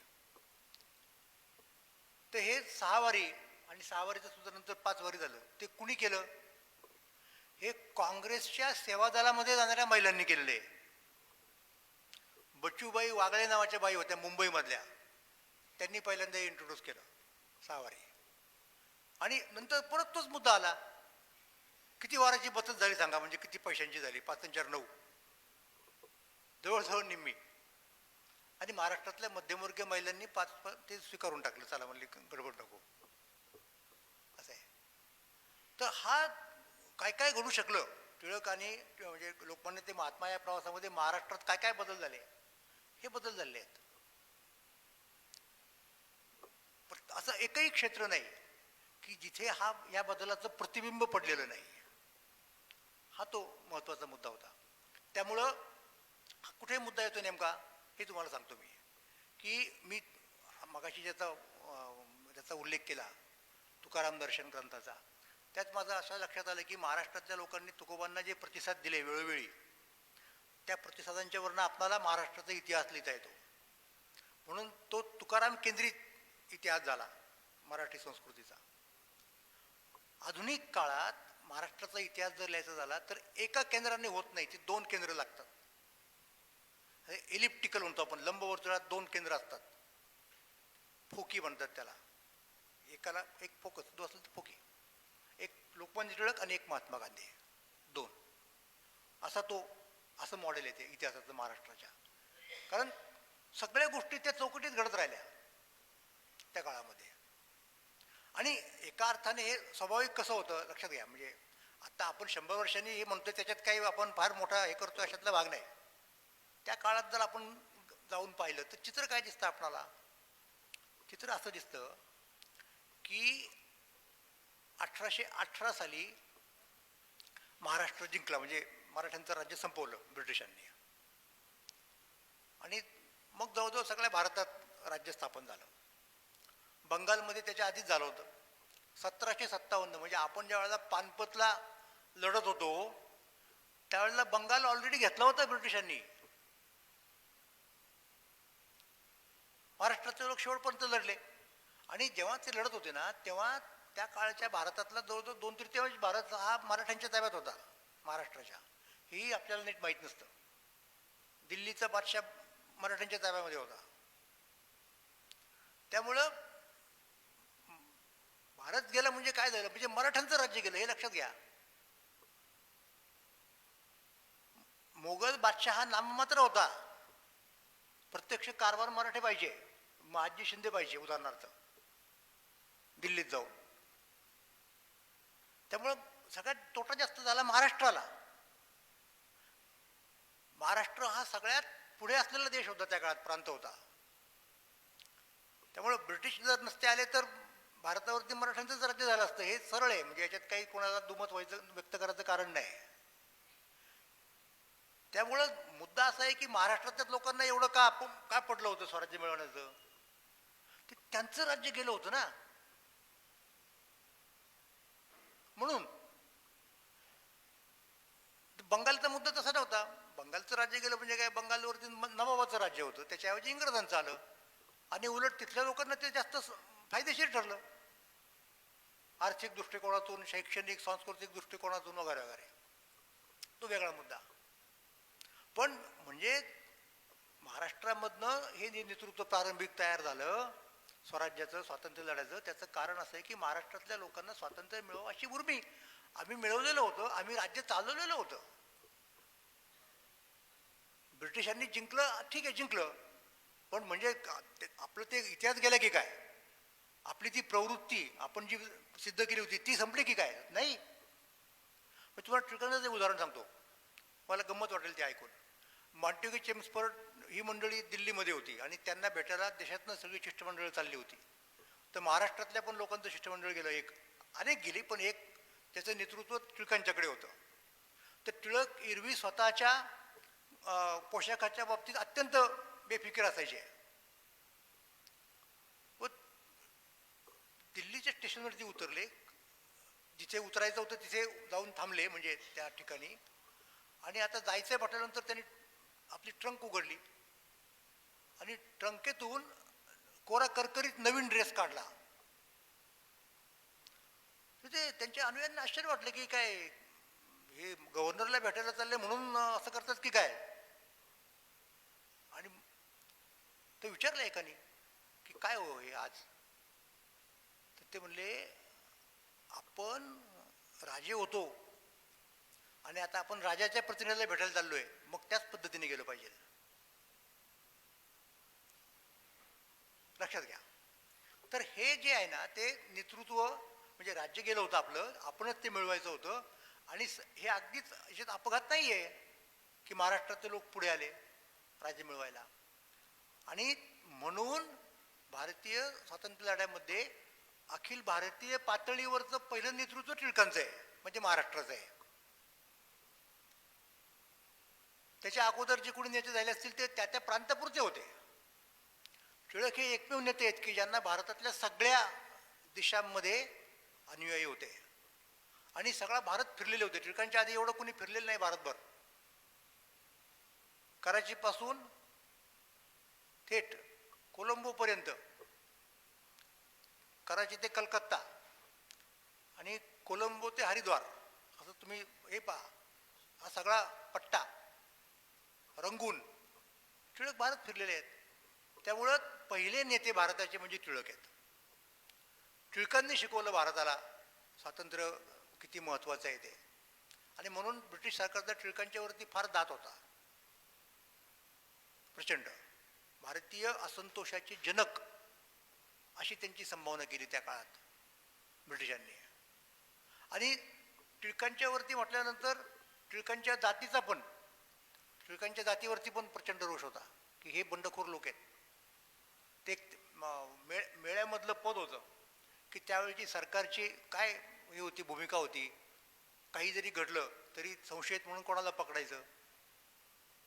तर ते पद असं आहे, आधी ब्राह्मण त्यात पुणेकर त्यातही कोकणस्थाशी धरा. हे मेळ्यातलं पद बरं का. हे टिळकाच्या अनुयायी तरुण पोरांनी मेळे काढलेले.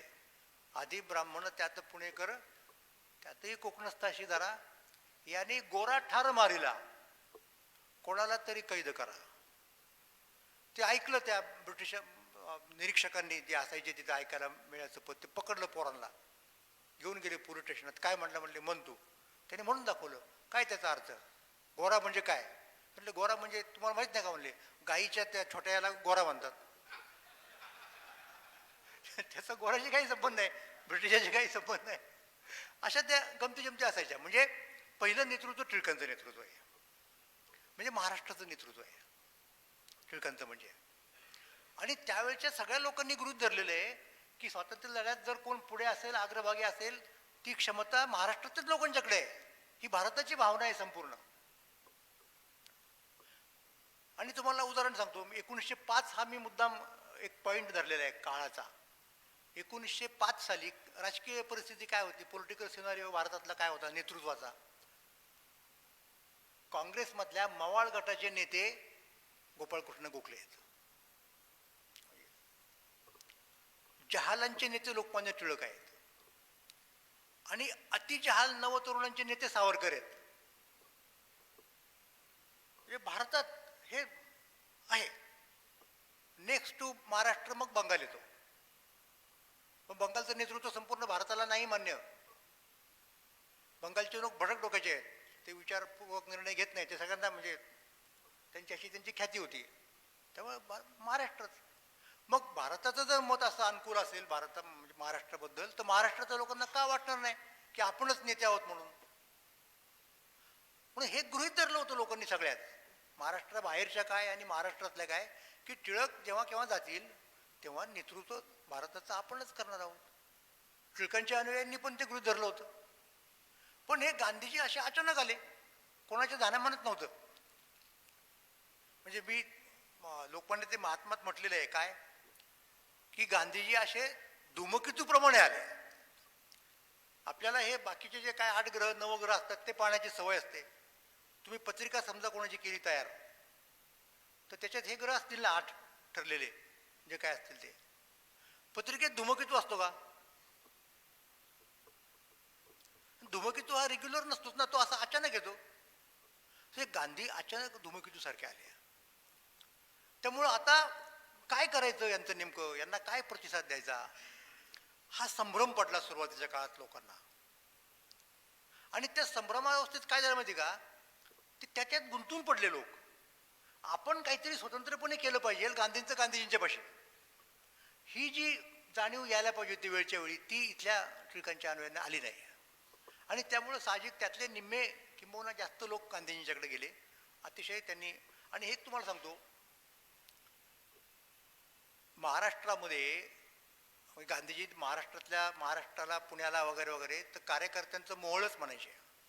आणि गांधीजींनी एकदा असं म्हटलेलं आहे, कारण टिळकांचे जे अनुयायी असायचे ते म्हणायचे आमचा पाठिंबा आहे, पण ते मनापासून नाही द्यायचे नाही, हातचं राखून द्यायचे. म्हणजे कशी गंमत असायची तुम्हाला सांगतो. समजा एखादा मोर्चा निघाला, आता त्या मोर्चात सामील व्हायचं की नाही हा प्रश्न आला. गांधींच्या लोकांनी काढलेला मोर्चा आहे, पण नाही सामील झालं तर लोक नाव ठेवतील परत. मग ते यायचे म्हणजे कसे यायचे, त्या मोर्चामध्ये असे चालायचे की म्हटलं तर मोर्चात सामील आहेत, म्हटलं तर नाही, थोडे मागे. म्हणजे उद्या मोर्चा यशस्वी झाला, आम्ही होतोच. आणि नाही झालं तर सांगायचं आम्ही कुठं होतो, आम्ही पाहायला आलो होतो. हे असं टेक्निक धरलं त्यांनी. त्यामुळे तो इनिशिएटिव्ह ॲक्टिव्हिटी जी पाहिजे होती, जे टिळकांच्या टिळक म्हणजे कर्मयोगीच ना, अखंड त्याचं चालू असायचं कर्म. तर हे कॅल्क्युलेशन करीत बसले याच्यामध्ये. पण मुद्दा माझा वेगळा होता. मुद्दा काय होता की महाराष्ट्राचं नेतृत्व आहे हे गृहीत धरलं होतं, यांनीही गृहीत धरलं होतं. पण नेतृत्व हे तसं येत नाही हो. तुम्ही इनिशिएटिव्ह तुम्हाला घ्यावा लागतो. जो टिळकांनी घेतला होता, जो गोखल्यांनी घेतला होता. गोखले मावळांच्या मधले जहाल होते, लक्षात घ्या. आपण गोखले मावळ जेव्हा म्हणतो तेव्हा ते टिळकांच्या तुलनेत म्हणतो, पण मावळांच्या गोखले जहाल आहेत. आणि ती बाजू त्यांनी भरभक्कमपणे नेली पुढे. इनिशिएटिव्ह आहे गोखल्यांचा. मोर्ले मेंटो सुधारणामध्ये गोखले अग्रेसर आहेत करण्यामध्ये, सगळं ड्राफ्टिंग बिफ्टिंग. मॉन्टेगी चेम्सफोर्डमध्ये परत गोखले आहेत पुढे. गोखल्यांना कमी समजायचं काहीच कारण नाही. मतभेद होते दोघांच्यामध्ये, टिळकांच्या आणि गोखल्यांच्या मध्ये, तो वेगळा मुद्दा आहे. तर गोखले इनिशिएटिव्ह घेतात, सावरकर इनिशिएटिव्ह घेतात, माहिती आहे तुम्हाला. मग अशा परिस्थितीत 1920 नंतर टिळकांच्या अनुयायांमधला इनिशिएटिव्ह कमी पडला असेल तर साहजिक लोक कुठे जाणार मग, की जो माणूस करतोय, करून दाखवतोय, त्याच्याकडे जाणार लोक. ते लोक गेले. आणि मग गेलेल्या लोकांना हे मूर्ख आहे, ते अडाणी आहेत, यांना काही कळत नाही असं म्हणून कुठं बघतं का. जाणारे जात असतात, कोणी थांबत नाही केवळ तुम्ही म्हणता म्हणून. तर असा तो संघर्ष तो झाला. म्हणून 20 पर्यंत महाराष्ट्राचं नेतृत्व अबाधित होतं. इतक्या लोकांच्या अपेक्षा होत्या तुम्हाला सांगतो टिळकांच्या अनुयायांच्याकडनं, की बाबा आता केळकर हे आता केसरीचे संपादक झाले टिळकांच्या मृत्यूनंतर, केळकर काहीतरी करून दाखवतील असं अनेकांना वाटत होतं. खूप खूप अपेक्षा होते. पण अनफॉर्च्युनेटली नाही, केळकर काही करू शकले. बरं, दुसरा मुद्दा परत आला बघा. मी तुम्हाला उदाहरण देईन नंतरच्या काळातलं, अलीकडच्या काळातलं. काय मुद्दा आला नंतर, की केसरीचे संपादक झाले, छान, म्हणजे पण नेमकं राजकीय नेतृत्व कोणी करायचं, टिळकांचा वारसदार कोण नेमका, याच्याबद्दल टिळकांच्या अनुयायांमध्ये एकमत होईना. मग सरदार गोळात जेव्हा टिळक गेले 1 ऑगस्ट 1920 मध्ये, त्याच्या दुसऱ्या दिवशी, म्हणजे तोपर्यंत टिळकांचे अंत्यसंस्कार पण झालेले नव्हते, म्हणजे लगेच लोक बसले. कारण शेवटी राजकारण आहे, कोणाचा तरी नेता लागतो, की आता कोणाला नेतृत्व द्यायचं आपल्यापैकी. तर एकमत होईना. मग म्हणले आपण एक 5 जणांची कमिटी नेमू आणि ती कमिटीच ठरवेल काय करायचं ते. आता कमिटी कशी नेतृत्व करू शकेल, नेता एकच लागतो ना. म्हणजे इंदिरा गांधी आणि विरुद्ध इतर काँग्रेसवाले त्यावेळचे, हा जो नंतरच्या काळातला सामना झाला, आठवत असेल काही लोकांना त्यातल्या, त्यावेळेला इंदिरा गांधी या हुकुमशाही पद्धतीने वागणारे आहेत आणि आमचं नेतृत्व सामुदायिक नेतृत्व म्हणून काही लोक पुढे आले काँग्रेसमधले. त्यात यशवंतराव सुद्धा होते. लोकांनी नाही स्वीकारलं. नेतृत्व ही अशी गोष्ट नसते की 5 जणांनी नेतृत्व करायचं. नेतृत्व कोणाचं एकच असतं.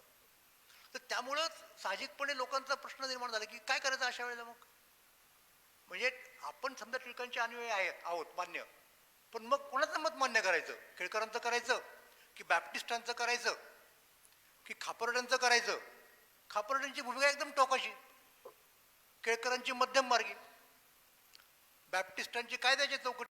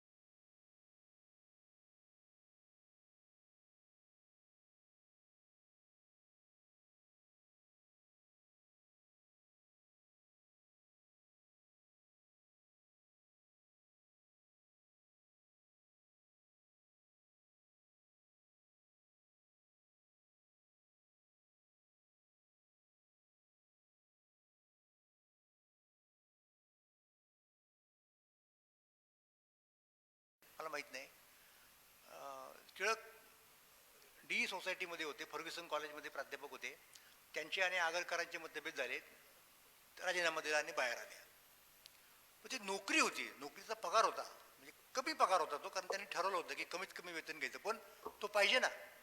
मग चरितार्थासाठी काहीतरी करायला पाहिजे. केसरी चालून पोट भरत नव्हतं. मग त्यांनी ठरवलं की आपण कायद्याचे क्लासेस काढायचे. टिळकांचा कायदा फार पक्का होता. टिळक LLB तर होतेच, उत्तम. आणि टिळकांचा कायदा इतका चांगला होता की त्यांच्या क्लासला खूप विद्यार्थी यायला लागले. टिळक पॉप्युलर झाले कायदा शिकवणारे म्हणून. आणि जे विद्यार्थी अख्ख्या महाराष्ट्रातून आहे, मुंबई राज्यातून टिळकांच्या क्लासमध्ये यायचे पुण्याला, त्यातले बहुतेक टिळकांचं राजकारण शिकायचे कायदा शिकता शिकता, आणि आपापल्या गावी परत गेल्यानंतर त्या पद्धतीने राजकारण करायला सुरुवात करायची. टिळकांच्या मागचा वर्ग हा वकील वर्ग होता बहुतेक महाराष्ट्रात राजकारण करणारा. आणि तिसरा मुद्दा तुम्हाला आश्चर्य वाटेल, टिळकांचं नेतृत्व कसं उभं राहिलं. महाराष्ट्रातले नाटकवाले लोक टिळकांच्या मागे उभे होते. त्यांनी टिळकांच्या वरती नाटकं केली, लिहिली, पुढे आणली. नंतर हा वर्ग गांधींकडे गेला. पुढचा मुद्दा आहे, टिळकांच्या नंतर गांधी महाराष्ट्राच्या रंगभूमीवरती गांधींचा प्रभाव आहे. गांधींच्या पद्धतीने नाटकं दिली लोकांनी, आणि ती सामान्य माणसांच्या पर्यंत गेली. जो केसरी वाचत नाही असाही एक वर्ग असतो, म्हणजे वाचतच नाही असा, त्याला या नाटकांनी सुरू. तर काय करायचे लोक त्यावेळेला, मी एकाच नाटकाचं उदाहरण देणार आहे. नेवाळकर नावाचे नाटककार होते. त्या नेवाळकरांनी एक नाटक, टिळकांच्यावरती 4-5 नाटकं दिलेली आहेत. म्हणजे टिळक हे नाव नाही, दुसरं पात्र उभं करायचं टिळकांच्या प्रमाणे. त्यातल्या एका नाटकाचं नाव आहे दंडधारी. ते टिळक हातात काठी असायचे ना कायम, त्याला दंडधारी नाव दिलं. आणि त्यांचा प्रतिस्पर्धी जो असतो, म्हणजे प्रत्यक्षात टिळकांचा प्रतिस्पर्धी गोखले, तर गोखल्यांचं एक कॅरिकेचर उभं केलं, काक शीर्षक असं नाव दिलं. आणि दोघांचा संघर्ष म्हणजे दंडधारी. आणखीन दुसरं एक नाटक आहे, त्याच्यात टिळक शाहू संघर्ष आहे. अशी त्यांची नाटकं आहेत. एका नाटकाचं नावच कट्टा कर्मयोगी, म्हणजे परत टिळक. तर नेवाळकरांच्या दंडधारी नाटकाचा प्रयोग करणारे कोण संस्था होती? बेळगाव स्त्री संगीत नाटक मंडळी, बायकांनी चालवलेली संस्था होती. म्हणजे आपल्याला हे माहिती आहे की बालगंधर्व स्त्रियांची कामं करायची, पण या बेळगाव कंपनीत सगळी कामं स्त्रिया करायच्या, पुरुषांची पण. आणि आता दंडधारीचा मुद्दा आला, टिळक आणि गोखले कामं करणार कोण? तर बायका. तर एका रंगासानी नावाच्या बाई होत्या, त्या काम करायच्या, आणि दुसऱ्या एक बाई होत्या. तर ती बाई, ते मालक पण होत्या कंपनीच्या, टिळकांचं उभय सोंग आणायचे सगळे, पगडी, काठी, ती लकप, सुपारी खाण्याची वगैरे सगळं, ते व्यवस्थित सगळं टिळकांच्यासारखंच. आणि ते प्रयोग महाराष्ट्रात खूप गाजले. पुण्याच्या एका प्रयोगामध्ये खुद्द लोकमान्य टिळकांना त्यांनी बोलवलं की तुम्ही या नाटक पाहायला. आणि मग टिळक प्रेक्षकांच्या मध्ये, आणि स्टेजवरती ती बाई टिळकांच्या भूमिकेत. जस्ट इमॅजिन, म्हणजे तो किती प्रसंग नाट्यमय असेल. टिळकांनी ते पाहिलं सगळं. मग मध्यंतर झालं, त्यांनी टिळकांना रंगमंचावरती बोलवलं. पानसुपारी म्हणायचे त्यावेळेला तो शब्द होता, नंतर तो गेला. आता काय स्वागत किंवा सत्कार वगैरे, पानसुपारी. आणि टिळकांना सांगितलं की आम्हाला आशीर्वादपर 4 शब्द सांगा. तर टिळक काय म्हणाले तुम्हाला सांगतो. टिळक म्हणाले की या बाईंचे आम्ही आभार मानतो, ज्यांनी आमचं काम केलं. तर एवढा मोठा माणूस, राष्ट्रीय पातळीवरचा नेता, आणि बाईंचे आभार मानतो. ते बाईला एकच तरी झालं. तर म्हटले त्याचं कारण सांगतो का आभार मानतो ते. आमच्या राजकीय आणि इतर सगळ्या व्यापामुळं आम्हाला आत्तापर्यंत आम्ही कसे दिसतो हे कळण्यासाठी आरशात पाहिलं वेळच झाला नाही. तर बाईमुळं आम्हाला आम्ही कसे दिसतो हे कळलं. म्हणून बाईंचे आम्ही आभार मानतो. तर हे नाटकवाल्यांचं सगळं आहे. तर पूर्ण रंगभूमी पूर्णपणे टिळकांच्या बरोबर. तर असं हे नेतृत्व उभं राहिलं. आणि एक्झॅक्टली आता गंमत कशी माहिती का, शेवटचा मुद्दा सांगतो आणि थांबतो. रानडे आणि टिळक यांच्यात भांडण होते असं लोक समजतात, पण रानड्यांचं खरं काम टिळकांनी पुढे नेले. आपण इतिहासाचा विचार केला तर. तसंच टिळक आणि गांधी यांच्यात संघर्ष आहे असं काही लोक समजतात किंवा होता म्हणून. पण प्रत्यक्षात टिळकांचं जे काम आहे म्हणजे चळवळ करायची स्वराज्यासाठीची, ते काम गांधीजींनी पुढे नेलं. ही वस्तुस्थिती आहे. फक्त महाराष्ट्राची हे काय झाली म्हणजे महाराष्ट्राची अडचण काय झाली की तो जो प्रचंड झंझावात, तो स्पेस म्हणतो त्याला, तो वेग काळाचा, तो इतका अनपेक्षित होता, अकल्पित होता, अनाकलनीय होता की तो त्यांना नाही पेलला नाही, त्याचं आकलनच झालं नाही आणि म्हणून ते मागे पडले. पण ते काही का असणार, या दोन जे लोक आहेत, तसं मी कुणीतरीच म्हटलेलंच आहे की मी नाव आत्ता आठवत नाही मला त्या लेखकाचं, काय की जसं वारकरी संप्रदायामध्ये खूप संत होऊन गेले, पण जेव्हा भजन करायची वेळ येते तेव्हा आम्ही ज्ञानोबा तुकोबा म्हणतो, ज्ञानोबा तुकाराम. तसं स्वातंत्र्य लढ्यामध्ये इतके आदरणीय, वंदनीय, प्रातस्मरणीय क्लेश सहन केलेले, त्याग केलेले, प्राण दिलेले आणि अनेक स्वातंत्र्य सेनानी आहेत. पण जेव्हा तुम्हाला दोघांच्यातच सगळ्यांचं सार सांगावं लागतं तेव्हा तुम्हाला टिळक आणि गांधी असंच म्हणावं लागतं. आणि हा महाराष्ट्रातला द्विकेंद्रित अशा प्रकारचा इतिहास आहे आणि तो समजून घेतल्याशिवाय तुम्हाला महाराष्ट्र कळणार नाही, हे लक्षात घ्या. आज सुद्धा महाराष्ट्रात जे घडतंय ते नेमकं काय घडतंय, कसं घडतंय, हे जर तुम्हाला समजून घ्यायचं असेल तर माझ्या पुस्तकाची जाहिरात करायचं मला काही कारण नाही, पण तुम्ही लोकमान्य महात्मा जरूर वाचा, म्हणजे लक्षात येईल की काय प्रकार आहे, कसं डायनॅमिक्स आहे वगैरे वगैरे, जातीय फोर्सेस कसं काम करतात, हे सगळं आहे. असो, तर निश्चितपणे लोकमान्यांच्या शताब्दी निमित्त आपण सगळेजण मनापासून त्यांच्याबद्दलचा आपल्या भावना, आपलं ऋण व्यक्त करू. आपल्याला जेवढं जमल तेवढं त्याच्यातून उतरही व्हायचा प्रयत्न करू. त्याचाच एक भाग म्हणून आपण आज या ठिकाणी जमलो. म्हणून मी आपल्याशी सव्वा तास संवाद साधला. मी परत एकदा आभार मानतो संस्थेचे आणि आपणा सर्वांचे. धन्यवाद.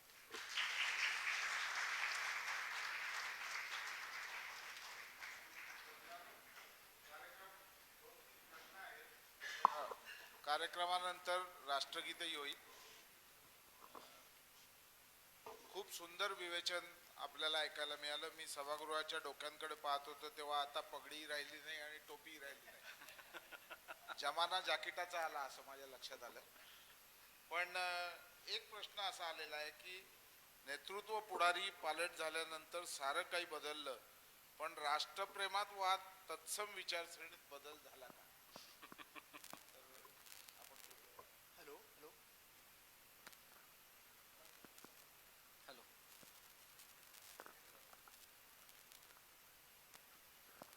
हॅलो, हॅलो, हां येतोय आवाज?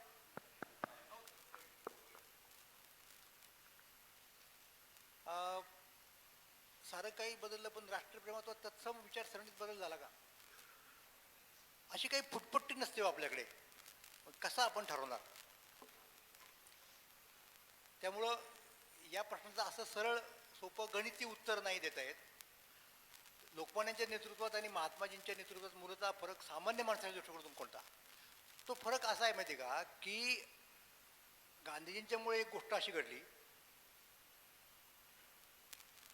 की सामान्यातला सामान्य माणूस त्याला असं वाटायला लागलं की आपण स्वातंत्र्यासाठी काहीतरी करू शकतो, आपण अजिबात फालतू नाही आहोत. आपण म्हटल्यामुळं ब्रिटिश सरकारला काहीतरी विचार करावा लागेल. आणि मुख्य म्हणजे महिला. गांधीजींच्यामुळं भारतामधल्या स्त्रिया स्वातंत्र्य लढ्यामध्ये उतरल्या. टिळकांच्या नेतृत्वापर्यंत या लढ्यामध्ये स्त्रियांना स्थान नव्हतं. गांधीजींनी टिळकांनी तो जो लोकांच्या मधला असंतोष जागा केला, लक्षात घ्या. म्हणजे मी असं म्हणेन की झोपलेल्या लोकांना टिळकांनी उठवलं आणि त्या उठलेल्या लोकांना गांधीजींनी चालायला लावलं पुढे स्वातंत्र्याच्या दिवशी. एक प्रश्न असाही आहे की टिळकांनी गणेशोत्सव, शिवजयंती उत्सव सुरू केले त्या सार्वजनिक चळवळी नव्हत्या का, आणि त्याचा उपयोग जागृती निर्माण करण्यासाठी झाला ना? नक्कीच झाला. 100% सार्वजनिक चळवळी होत्या, त्याचा उपयोग नक्कीच झाला त्यांचा, याच्यात काहीच वाद नाही. म्हणजे लोकमान्यांचा उत्तरकाळ आणि गांधीजींचा उदय या दरम्यान नामदार गोखले यांचे योगदान काय होते? नाही, त्यातली गमत सांगतो तुम्हाला. लोकमान्य टिळक जेव्हा मंडालेवरनं सुटून आले तेव्हा काँग्रेसचं नेतृत्व हे गोखल्यांचंच नेतृत्व होतं. गोखल्यांच्या मागे फिरोजशाह मेहतांसारखे जबरदस्त लोक होते, पण नेता चेहरा कोणता होता काँग्रेसचा? तर गोखल्यांचा होता. आणि टिळकांनी आल्या आल्या निर्णय घेतला की आपल्याला काँग्रेसमध्ये जायचं. 1907 सालच्या सुरत काँग्रेसमध्ये टिळकांना आणि त्यांच्या अनुयायांना काढून टाकलं होतं काँग्रेसमधनं. म्हणून टिळकांनी ठरवलं की आपण काँग्रेसमध्ये जायचं. टिळकांच्या काँग्रेसमध्ये येण्याला गोखले राजी नव्हते, फिरोजशाह राजी नव्हते, विरोध केला सगळ्या लोकांनी. गांधीजींचं म्हणणं होतं की टिळक आले पाहिजेत काँग्रेसमध्ये. म्हणून गांधीजींनी प्रयत्न केला दोघांच्यात मिडिएट करण्याचा आणि शेवटी टिळक आले काँग्रेसमध्ये. आता कसं विभागाच्या गोष्टी असतात. गोखले फार लवकर गेले त्याच वेळेला, फेब्रुवारी 15, आणि गोखल्यांच्या पाठोपाठ मेहता गेले, फिरोजशाह मेहता. त्यामुळं टिळकांना रोखू शकेल काँग्रेसमध्ये येण्यापासून असं कोणी राहिलंच नाही. त्यामुळे टिळकांच्या पुढच्या गोष्टी फार सोप्या झाल्या. तर हा मधला जो काळ आहे थोडा तो अशा प्रकारचा काळ आहे.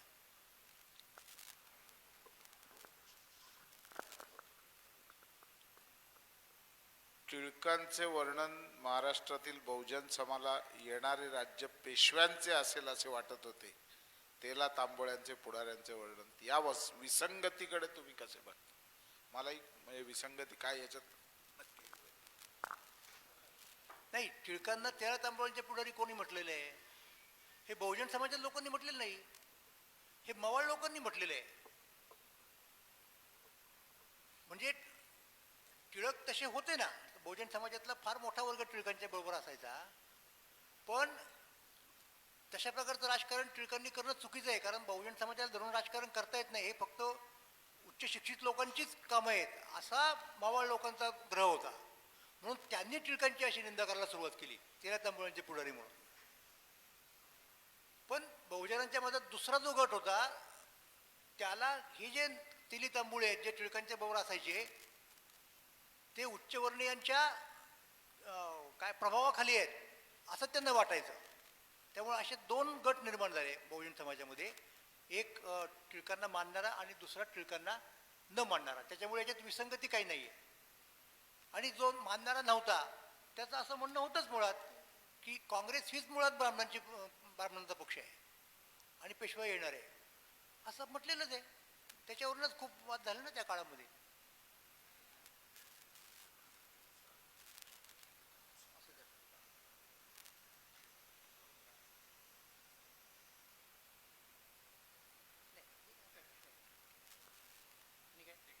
धन्यवाद.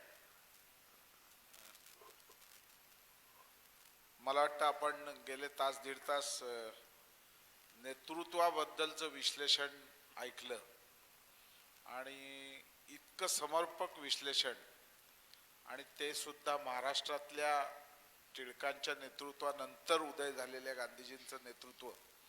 आणि आजही महाराष्ट्रात मला वाटतं महाराष्ट्र या बाबतीत पुढेच आहेत. पार्लेकर तर म्हणजे आपण जो किस्सा सांगितलात गोरे मारले, तर बंडखोर वृत्ती पार्ल्यात सुद्धा बरीच आहे असं आमच्या लक्षात येतं. पण आपण खूप समर्पक आणि उत्तम आम्हाला मार्गदर्शन या विषयावर इतिहासकार म्हणून झालं. त्यातले बारीक मुद्दे म्हणजे खरोखर पहिलं वाक्य जेव्हा ऐकलं की खाणेपिणे आणि वस्त्र प्रावरण याच्यावर काय परिणाम होऊ शकतो, पण खरोखरच आपण जे काही विश्लेषण केलं त्याच्यावरनं लक्षात आलं की खजूर आणि खारीक सुद्धा प्रतीक होऊ शकतात. हे खरंच विचारात घेण्यासारखी गोष्ट आहे. आपला अभ्यास दर्शवतो.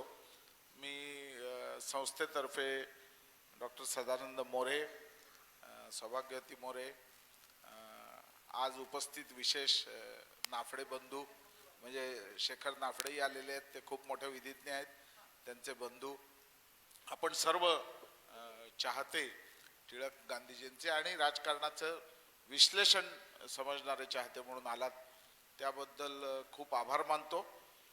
कार्यक्रमाचा शेवट राष्ट्रगीताने होईल आणि ह्यानंतरच्याही पुढील व्याख्यानांना आपण जरूर उपस्थित राहाल अशी, आणि आपल्या ह्या व्याख्यानांबद्दल पार्ल्यामध्येही अजून जास्त प्रचार प्रसार होईल अशी आशा बाळगतो. पुन्हा एकदा डॉक्टरांचे खूप खूप आभार. त्यांनी संस्थेवरील आपला लोभ असाच वृद्धिंगत करावा. कार्यक्रम राष्ट्रगीताने संपन्न होईल. आभार प्रदर्शन फक्त. आजच्या कार्यक्रमाचे स्पॉन्सर सारस्वत बँक व त्याचे अध्यक्ष गौतम ठाकूर यांना मनपूर्वक धन्यवाद. तसेच महा एम टी बी आणि याचं थेट प्रक्षेपण करणाऱ्या महा एम टी बीच्या ॲपला सुद्धा धन्यवाद. राष्ट्रगीताला उभे राहूया.